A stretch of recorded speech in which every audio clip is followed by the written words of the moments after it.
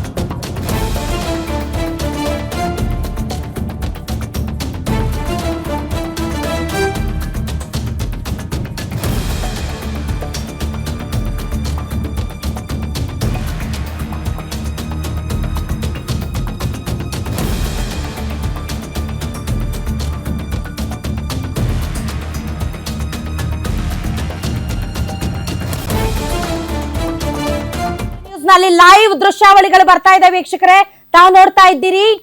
ಸಿದ್ದರಾಮಯ್ಯನವರು ವೇಣುಗೋಪಾಲ್ ಅಂಡ್ ಡಿ.ಕೆ. ಶಿವಕುಮಾರ್ ಹೊರಗಡೆ ಬರ್ತಾ ಇರುವಂತಹ ದೃಶ್ಯಗಳು. ಎಲ್ಲರ ಮುಖದಲ್ಲೂ ಮಂದಹಾಸ. ಡಿ.ಕೆ. ಶಿವಕುಮಾರ್ ಮುಖದಲ್ಲಿ ಇಲ್ಲ. ಅವ್ರೇನ್ ತೀರ್ಮಾನ ಮಾಡ್ಬಿಟ್ಟಿದ್ದಾರೆ ನಗಲೇಬಾರದು ಅಂತ. ಪ್ರಮಾಣ ವಚನ ಸ್ವೀಕಾರ ಮಾಡ್ಬೇಕಾದ್ರೆ ಮಾತ್ರ ನಗಬೇಕು, ಅಲ್ಲಿ ಮಠ ನಾನು ನಗಲೇಬಾರದು ಅಂತ ಏನಾದ್ರೂ ತೀರ್ಮಾನ ಮಾಡ್ಬಿಟ್ಟಿದಾರ ಡಿ.ಕೆ. ಶಿವಕುಮಾರ್ ಅವರು. ಯಾಕೆಂದ್ರೆ ಅವ್ರ ಮುಖದಲ್ಲಿ ಮಂದಹಾಸನೂ ಇಲ್ಲ, ಏನೂ ಇಲ್ಲ ಅಂತ ತುಂಬಾ ಗಂಭೀರವಾಗೇ ಇದ್ದಾರೆ. ಇನ್ನೇನು CLP ನಾಯಕನಾಗಿ ಘೋಷಣೆ ಆದ ಮೇಲೆ ಕರೆಕ್ಟ್ ಆಗಿ 5:22 ಡಿ.ಕೆ. ಶಿವಕುಮಾರ್ ಹೆಸರು ಘೋಷಣೆ ಆಗಿದೆ. ಇದ್ಯಾಕೆ 5:22 ಹೇಳ್ತಿದಾರ ಗೊತ್ತಿಲ್ಲ. ಬಿಕಾಸ್ ಡಿ.ಕೆ. ಶಿವಕುಮಾರ್ ಅವ್ರಿಗೂ ಈ ಪಂಚಾಂಗ ಮುಹೂರ್ತ ಇವುಗಳ ಮೇಲೆ ಭಾರಿ ನಂಬಿಕೆ. ಐ ಡೋಂಟ್ ನೋ ಅದರ ಅರ್ಥ ಏನಿರಬಹುದು ಅಂತ. ಅದೆಲ್ಲ ನಂಬೋರಿಗೆ ಮಾತ್ರ ಅದರ ಅರ್ಥಗಳು ಗೊತ್ತಾಗುತ್ತೆ. ಏನೇ ಇರ್ಲಿ, ನಮಗ್ ಬೇಕಾಗಿರೋದು ಈ ರಾಜ್ಯದ ಮುಖ್ಯಮಂತ್ರಿ ಯಾರಾಗ್ತಾರೆ ಅಂತ ಅಷ್ಟೇ. ಸೊ ಈಗಾಗಲೇ CLP ಮೀಟಿಂಗ್ ಮುಗಿದಿದೆ. ಎಲ್ಲಾ ನಾಯಕರುಗಳು ಹೊರಗಡೆ ಬರ್ತಾ ಇದ್ದಾರೆ. ಎಲ್ಲರ ಮುಖದಲ್ಲೂ ನಗಿ ಇದೆ. ಆದ್ರೆ ಡಿ.ಕೆ. ಶಿವಕುಮಾರ್ ಮಾತ್ರ ಗಂಭೀರವಾಗಿದ್ದಾರೆ.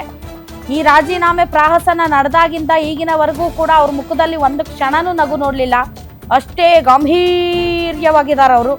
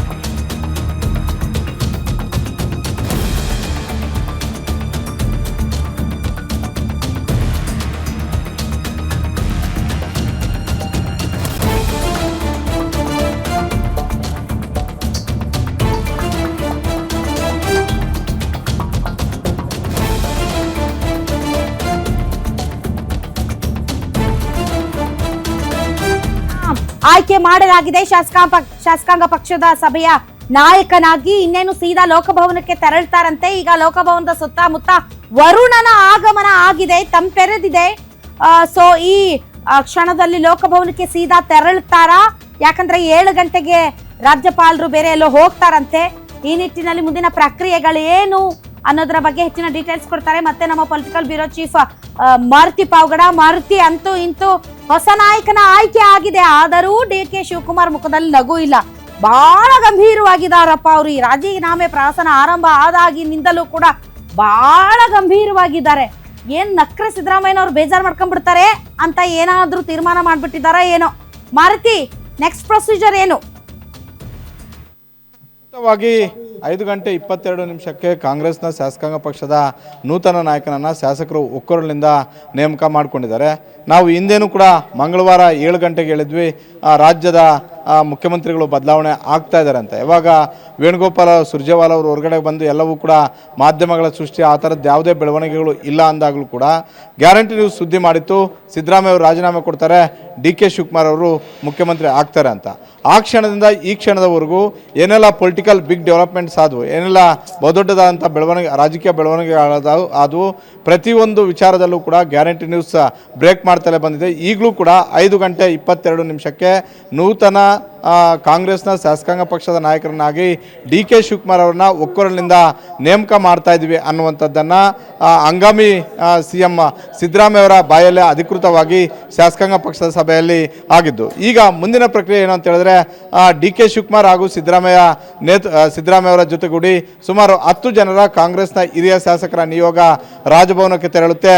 ಬುಧವಾರ ಪ್ರಮಾಣ ವಚನ ಸ್ವೀಕಾರ ಮಾಡೋದಕ್ಕೆ ಸಮಯವನ್ನು ನಿಗದಿ ಮಾಡಿ ಅನ್ನುವಂಥ ಒಂದು ಮನವಿಯನ್ನು ರಾಜ್ಯಪಾಲರ ಮುಂದೆ ಲೋಕಭವನದಲ್ಲಿ ಕಾಂಗ್ರೆಸ್ನ ನಾಯಕರು ಇಡ್ತಾರೆ. ಈಗಾಗಲೇ ನೀವು ಹೇಳ್ದಂತೆ ಡಿ ಕೆ ಶಿವಕುಮಾರ್ ಅವರ ಮುಖದಲ್ಲಿ ಯಾಕೆ ನಗು ಇಲ್ಲ ಅಂತ ಕೇಳಿದ್ರಿ. ಸಹಜ, ಮಂಗಳವಾರವೂ ಕೂಡ ಡಿ ಕೆ ಶಿವಕುಮಾರ್ ಅವ್ರಿಗೆ ಒಂದಷ್ಟು ಟೆನ್ಷನ್ ಇತ್ತು. ಆಗಲೂ ಕೂಡ ಸಿದ್ದರಾಮಯ್ಯ ಅವರಿಗೆ ರಾಜೀನಾಮೆ ಕೊಡಿ ಅನ್ನುವಂಥ ಒಂದು ಸೂಚನೆಯನ್ನು ಕಾಂಗ್ರೆಸ್ ಹೈಕಮಾಂಡ್ ಕೊಟ್ಟಾಗ ಸಿದ್ದರಾಮಯ್ಯ ಅವರು 2 ದಿನಗಳ ಕಾಲ ಸಮಯವನ್ನು ತೆಗೆದುಕೊಂಡಿದ್ದರು. ಅದಾದ ಬಳಿಕ ಹಲವು ಶಾಸಕರು ಮತ್ತು ಸಚಿವರುಗಳು ಸಿದ್ದರಾಮಯ್ಯ ಅವರ ಮೇಲೆ ಒಂದಷ್ಟು ಒತ್ತಡಗಳನ್ನು ತಂದರು, ನೀವ್ಯಾಕೆ ಏಕಾಏಕಿ ರಾಜೀನಾಮೆಯನ್ನು ಕೊಡಬೇಕು ಅಂತ. ಈ ಹಿನ್ನೆಲೆಯಲ್ಲೂ ಒಂದಷ್ಟು ಗೊಂದಲಗಳು ಡಿ ಕೆ ಶಿವಕುಮಾರ್ ಅವ್ರಿಗೆ ಇದ್ದದ್ದು ನಿಜ. ಜೊತೆಗೆ ಡಿ ಕೆ ಶಿವಕುಮಾರ್ ಅವರು ಈ ಹಿಂದೆ ಮಾತನಾಡೋದಕ್ಕಿಂತಲೂ ಈಗ ಮಾತನಾಡೋದು ಭಾಳಷ್ಟು ವ್ಯತ್ಯಾಸಗಳು ಇದ್ದೇ ಇರ್ತವೆ. ಜೊತೆಗೆ ಮಂಗಳವಾರದಿಂದ ಆಗ್ತಿರುವಂಥ ಒಂದು ಬೆಳವಣಿಗೆಗಳನ್ನು ನೋಡಿದ್ರೆ ಯಾವುದೇ ಹೇಳಿಕೆ ಕೊಟ್ಟರೆ ಏನು ಪರಿಣಾಮಗಳು ಆಗ್ತವೆ ಅನ್ನುವಂಥ ಒಂದು ಆತಂಕವೂ ಕೂಡ ಇರಬಹುದು. ಜೊತೆಗೆ ಸಿದ್ದರಾಮಯ್ಯ ಅವರು ಆ ಸ್ಥಾನವನ್ನು ಕಳ್ಕೊಳ್ತಾ ಇದ್ದಾರೆ, ಆ ಸ್ಥಾನವನ್ನು ಡಿ ಕೆ ಶಿವಕುಮಾರ್ ಅವರು ಪಡ್ಕೊಳ್ತಾ ಇದ್ದಾರೆ. ಈಗ ಹೆಚ್ಚು ಡಿ ಕೆ ಶಿವಕುಮಾರ್ ಅವರು ಮಾತನಾಡಿದ್ದೆ ಆದರೆ ಅದು ಬೇರೆ ರೀತಿಯಾಗಿ ಅರ್ಥೈಸ್ಕೊಳ್ಬೋದು, ಬೇರೆ ರೀತಿಯಾದಂಥ ಒಂದು ಸಂದೇಶ ರಾಜ್ಯದ ಕಾರ್ಯಕರ್ತರಿಗೆ ಹೋಗ್ಬೋದು ಅನ್ನುವಂಥ ಒಂದು ಆತಂಕ ಇದ್ದದ್ದು ನಿಜ. ಈಗ ಎಲ್ಲವೂ ಕೂಡ ಕ್ಲಿಯರ್ ಆಗಿದೆ. ಅಧಿಕೃತವಾಗಿ 5:22 ಡಿ ಕೆ ಶಿವಕುಮಾರ್ ಅವರು ಶಾಸಕಾಂಗ ಪಕ್ಷದ ನಾಯಕ ಅನ್ನುವಂಥದ್ದನ್ನು ಸಿದ್ದರಾಮಯ್ಯ ಅವರು ಘೋಷಣೆ ಮಾಡಿದರೆ, ಇನ್ನು ಬುಧವಾರ ರಾಜ್ಯದ ನೂತನ ಮುಖ್ಯಮಂತ್ರಿಯಾಗಿ ಡಿ ಕೆ ಶಿವಕುಮಾರ್ ಅವರು ವಿಧಾನಸೌಧದ ಗ್ರಾಂಡ್ ಸ್ಟೆಪ್ ಬಳಿ ಪ್ರಮಾಣ ವಚನವನ್ನು ಸ್ವೀಕಾರ ಮಾಡಲಿದ್ದಾರೆ.